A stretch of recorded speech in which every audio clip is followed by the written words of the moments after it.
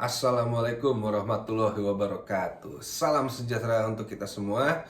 Kembali lagi di YouTube channel milik Afif Safi, yaitu pakar bola yang mengomentari sepak bola dengan kebahagiaan, khusus membahas La Masia. Sebelumnya gue mau ngucapin terima kasih banyak atas semua komentarnya di episode-episode sebelumnya, baik itu kritik, masukan maupun saran.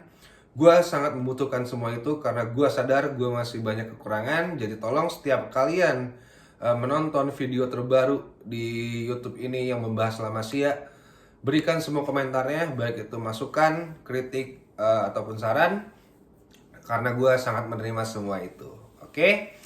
Nah, minggu ini jadi minggu yang sangat membahagiakan bagi kita fans Barcelona khususnya, karena Barcelona baru saja memastikan diri menjadi juara di Copa del Rey, langsung menghadapi sang rival abadi yaitu Real Madrid lewat gol yang dramatis dari Jules Koundé menit 116, shooting dari luar kotak penalti, membuat kita di jam 6 pagi setelah extra time 120 menit itu berteriak kegirangan di jam 6 pagi, dan memastikan Barca menjadi tim terbanyak yang meraih juara Copa del Rey sebanyak 32 kali, unggul sangat jauh dari Real Madrid. Dan selain Barca senior, Barca Juvenil atau Barca Under 19 juga baru memastikan diri menjadi juara UEFA Youth League.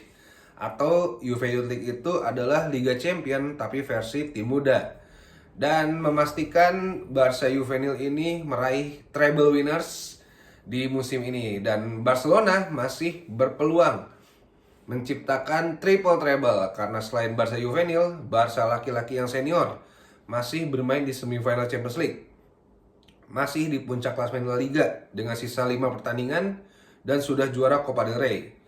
Dan satu lagi, Barca Femini atau Barca yang cewek sudah masuk ke final UEFA Women's Champions League, sudah masuk ke final Copa del Reina, dan masih ada di puncak klasmen Liga Femini. Nah, jadi peluang kita untuk triple treble sangat terbuka, dan semoga Barca Femini dan juga Barca laki-laki senior bisa mengikuti jejak Barca Juvenil. Nah, gue akan membahas pertandingan UEFA Youth League kemarin. Barcelona bertemu dengan tim asal Turki yaitu Trabzonspor, dimainkan di Swiss. Nah, karena tiap pertandingan semifinal dan final UEFA Youth League itu selalu diadakan di Swiss. Nah, Barca turun dengan skuad terbaik. Jan Virgili kembali ke skuad setelah sebelumnya ke Barca Athletic. Ada juga Pedro Fernandes, pemain keturunan Filipina, juga ada di skuad. Sedangkan Trabzonspor itu didukung oleh banyak sekali supporter mereka. Memang tim-tim Turki itu terkenal dengan supporter yang militan, dan bahkan di quarter final Trabzonspor ini memecahkan rekor penonton terbanyak sepanjang sejarah UEFA Youth League, 40.000 penonton kalau nggak salah. Dan kemarin di final itu di stadion yang lebih kecil, 80-90% itu fans dari Trabzonspor. Mereka dari awal sebelum kick off sampai peluit panjang berbunyi gak berhenti bernyanyi, berusaha menjatuhkan mental Barcelona.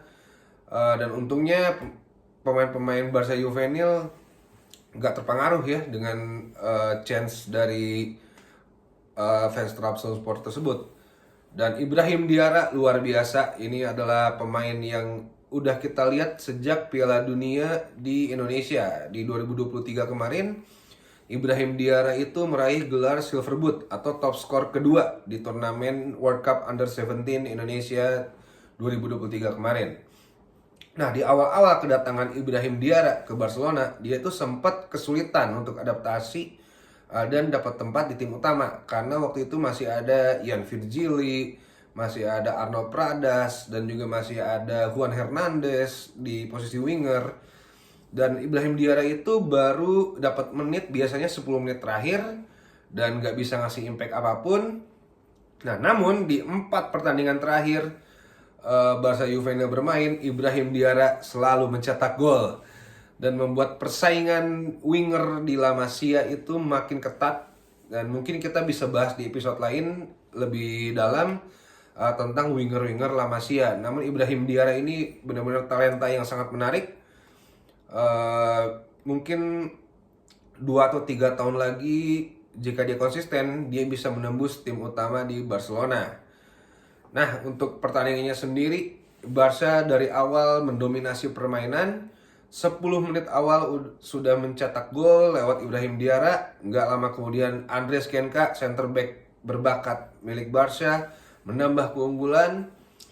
Dan di babak kedua bertambah 2 gol lagi lewat Hugo Alba dan juga gol kedua dari Ibrahim Diarra hanya bisa dibalas 1 oleh Trabzonspor. Nah, untuk Barca Juvenil sendiri dulu 2014 pernah bukan pernah, pertama kali juara di UEFA Youth League itu 2014. Waktu itu dia punya skuad bukan Abel Ruiz, Munir El Haddadi, Adama Traore, juga Sergi Samper itu mengalahkan Benfica dengan skor 3-0. Lalu dilanjut 2018 menghadapi Chelsea juga dengan skor yang sama 3-0. Skuadnya waktu itu ada Abel Ruiz, ada Ilaix Moriba, ada juga Riqui Puig, ada juga Oscar Mingueza, dan penjaga gawangnya adalah Inaki Peña yang sampai sekarang masih bermain di skuad utama Barcelona. Nah, keberhasilan Barca Juvenil ini makin menegaskan La Masia itu sebagai akademi terbaik di dunia. Dan banyak orang yang berdebat atau bertanya, emang La Masia itu lebih bagus dari La Fabrica, yaitu akademi sepak bola milik Real Madrid. Nah, di sini gue mau beropini.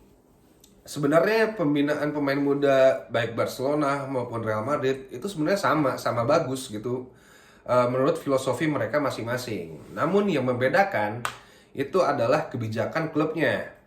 Nah, Barcelona memang mempunyai La Masia itu sebagai identitas dari Barcelona sendiri. Jadi setiap musim Barcelona harus menerbitkan pemain bergantung kepada pemain La Masia, dan pemain-pemain muda ini bakal dapat jam terbang kalau di Barcelona. Kecuali di zamannya Sandro Rosell dan juga Bartomeu itu emang agak meredup, nah, karena emang Sandro Rosell dan juga Bartomeu ini agak berseberangan dengan visi dari Johan Cruyff. Nah, sedangkan di Real Madrid dari dulu sampai sekarang pemain-pemain muda mereka itu emang nggak bisa dapat kesempatan. Karena apa? Karena Real Madrid ini kan emang brandingannya itu adalah tim yang mewah, timnya kerajaan Spanyol. Jadi mereka tuh akan selalu merekrut bintang-bintang dunia yang membuat kesempatan untuk pemain muda mereka itu minim. Dari zamannya Galacticos pertama, dari zaman Luis Figo, Zinedine Zidane, Ronaldo Brazil, Beckham, Roberto Carlos, dan lain-lain, sampai Galacticos 2 ada Ronaldo, Cristiano, Kaká, Xabi Alonso, Sami Khedira, Mesut Ozil, Karim Benzema. Itu benar-benar bikin pemain muda mereka kesulitan. Padahal lulusan terbaik, lulusan yang jago di La Fabrica itu lumayan banyak. Ada Iker Casillas, ada Raul Gonzalez, ada juga Achraf Hakimi, ada Alvaro Morata, Alvaro Negredo, Roberto Soldado, Juan Mata. Ya, namun mereka nggak pernah dapat kesempatan itu di Real Madrid. Mungkin hanya Raul, Casillas, dan Morata yang lumayan sukses di Madrid. Sampai sekarang ada Carvajal, lalu Nico Paz mungkin yang terbaru. Ini berbeda dengan Barca yang mungkin kalau ada kalian punya temen yang fans netral gitu, bukan fans Barca maupun fans Madrid, disuruh sebut 10 pemain jago La Masia sepanjang sejarah, pasti di luar kepala mereka bakal jawab Messi, Xavi, Iniesta, Puyol, Pique, Jordi Alba, Lamine Yamal, Pau Cubarsí, Cesc Fabregas, sama Thiago Alcantara. Itu udah 10. Nah, coba mereka disuruh sebut 10 pemain jago La Fabrica sepanjang masa, itu pasti mereka akan ada mikirnya sedikit gitu. Nah, ini membuktikan emang brandingannya La Masia itu udah tinggi banget, karena emang sejarah kebijakan klubnya mendukung perkembangan pemain muda mereka yang tidak bisa didapatkan di Real Madrid atau La Fabrica.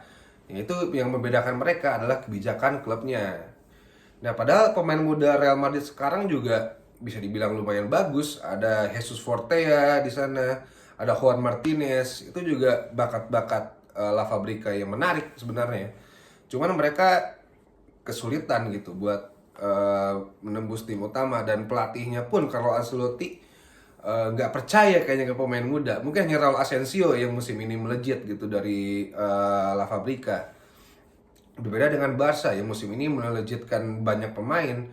Ada Marc Casado, ada Marc Bernal, dan ada lain-lain lah yang dapat debut di bawah Hansi Flick. Nah, jadi kalau ada yang bertanya, La Masia apakah lebih bagus dari La Fabrica? Jawabannya iya. Kenapa? Karena kebijakan klubnya lah yang membedakan La Masia dengan La Fabrica. Oke, mungkin sekian dulu pembahasan dari gue tentang La Masia di episode ini. Mohon maaf jika ada banyak salah kata, dan semoga Barcelona sukses meraih triple treble di musim ini. Assalamualaikum warahmatullahi wabarakatuh.